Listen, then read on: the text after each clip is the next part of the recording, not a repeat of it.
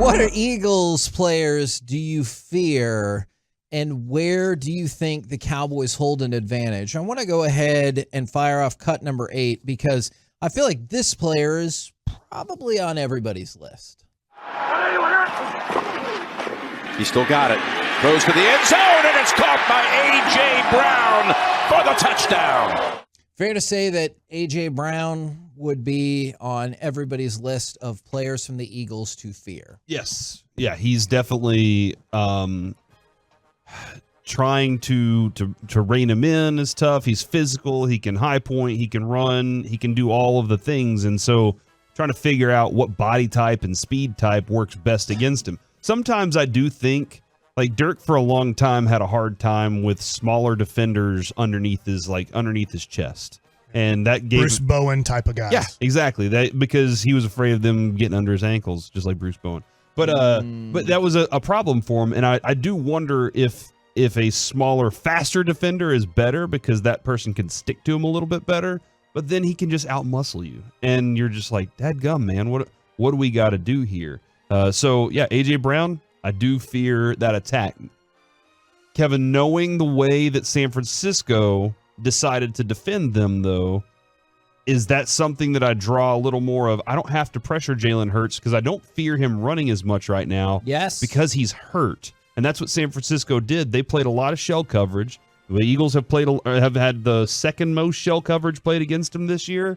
And so I do wonder if that's kind of screwing up everything for them because the Niners were like, our linebackers weren't rushing. We were just backing off, making him see us, and that gave him fits down the field. I don't mean this to be a smartass by any means, but do you think Dan Quinn and the Cowboys can do that? Do you think they can say, here's our biggest asset, but that doesn't work anywhere near as well against this team as this would? It takes so much discipline.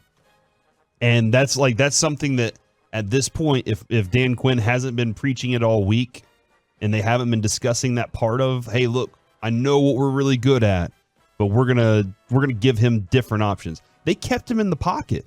I mean, Mickey was talking about that a little bit. They kept him in the pocket last week, and he struggled with that because he's really good on the move, and his ability to threaten you as a runner makes you a little more cautious with things. But they said, we're just going to lay back. If y'all want to run, that's fine, but we are not beating us downfield. And so that's a big thing there. So A.J. Brown, I think, is the obvious choice. Yep. I'm looking at their defense because their defensive line, they don't have Micah Parsons. But I'm going to ask you guys this question. Don't they? Hassan Reddick. That's my person. Or Jalen Carter. Who do you fear more? Hassan Reddick. And the reason is last game they played against him, he had 5 quarterback pressures. He only had 1 sack, but he was around Dak enough. I think he had 2 knockdowns or something like that too. Maybe it was 4. And so he gave Terrence Steele fits in the last game. You think he's as good as Micah Parsons? I think somebody else needs to be in this conversation. Ladies and gentlemen, let's discuss Josh Sweat. And rub you the right way? We'll see how it goes. Is Micah Parsons... Corey, he just joined us. Micah Parsons. Sometimes I wonder. Micah Parsons Sometimes obviously you feel like a nut. leads the league in pressures at 78. But think about this. It goes Micah, Nick Bosa, Josh Allen, and then Josh Sweat. But the thing that's interesting about that is Josh Sweat leads the league in fourth quarter pressure. Mm-hmm. And so I guess I'm of the opinion this will be a close game. I realize the majority of the Cowboys home games have not been close, but the last game between the Cowboys and Eagles was close. I think this game is going to be close. And when the game matters the most, Josh Sweat has really turned it on. And so I'm not saying he's Micah. Maybe only 2 people are Micah, but I think Josh Sweat is in this conversation of somebody that I fear from the Eagles. The reason I fear Reddick a little more is because of Terrence Steele. That's the reason why. Like I feel like we're getting not prime, but better Tyron Smith, maybe just as good as usual Tyron Smith. But Terrence Steele has had problems this year, and there have been games where you're like, okay, he's finally got it back, and then he goes back and makes mistakes, and him versus Hassan Reddick in the last game was a mismatch terribly, and it caused so many problems for this. So I'm still a little more concerned there, but this might be the week that Josh Sweat gets after it too. So across that front line, though, Jalen Carter, those guys are getting a lot more reps than they're used to, and that's been a bit of a struggle for them. But across that line, you have to beat your guy. Otherwise, you're dealing with where's that rest of that extra pressure coming from. And somebody jumped in immediately with you, Corey. It's like, oh yeah, Reddick, because he lines up with Steele. Yeah. And that makes a lot of sense. I did see from the 469, I fear Devontae Smith the most. And here's an interesting note about Devontae Smith, because he's 7th in receiving yardage in the NFL since week 8. So, well, that's pretty good. Good job. I think what kind of balances that out, even though I realize they will not face off against one another, CeeDee Lamb is far and away the leader in that category since week 8. So as much as I appreciate Devontae Smith, CeeDee Lamb's like 50% more effective since week 8. And CeeDee Lamb has been blowing up with double-digit catch games. And so I think I understand what that person is saying. And Devontae Smith is a weapon to be certain, but I feel oddly comfortable if we have the same weapon again, even though I know they will not go head-to-head in the game. Yeah, but does AJ Brown is a weapon. For and sure. So they have 2 weapons. I do fear AJ And when you Brown. commit so much against AJ Brown, then all of a sudden it's like, okay. Overcommit. But for me, Kevin, with Devontae Smith, it's his second down receptions. Oh. He second down, he has just as many receptions and yards as he does on first down, and he averages 13 yards per catch on both of those. 3 touchdowns on second down. 3 touchdowns on second down. That's the most. And it just feels like whenever they need to get a 13-yard out, they always get it with Devontae Smith. And it's not the third down crusher, but it's that second down. Dadgum, we got to reboot this whole thing now. And they picked up 13 yards in addition to it. So I understand Devontae Smith because he can slip through and slip past the cracks, and all of a sudden he's in the end zone. You're like, what the hell happened?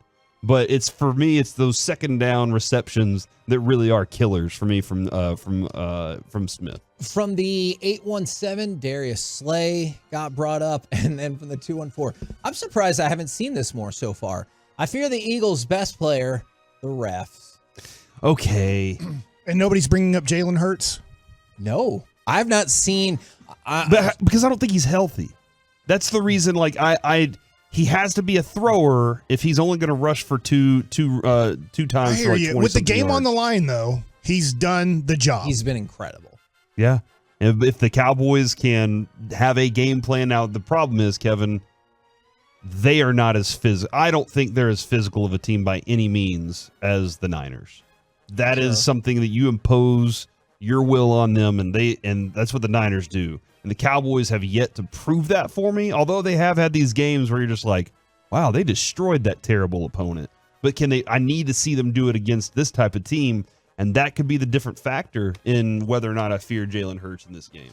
This might sound a little weird, but a little bit I fear Nick Sirianni, because do you know he's 3-0 on Sunday Night Football, and the Eagles are 14-2 in their last 16 road games. Oh, wow. So there are some incredible numbers. Like, for as much as they got just smacked down by the 49ers, so did we. And the Eagles have won their last 2 Sunday Night Football games against the Cowboys. Nick Sirianni is 3-0 on Sunday Night Football. And the Eagles are 14-2 in their last 16 road games. That combination of numbers makes me think, well, clearly they're doing something right with this head coach, and I don't like it.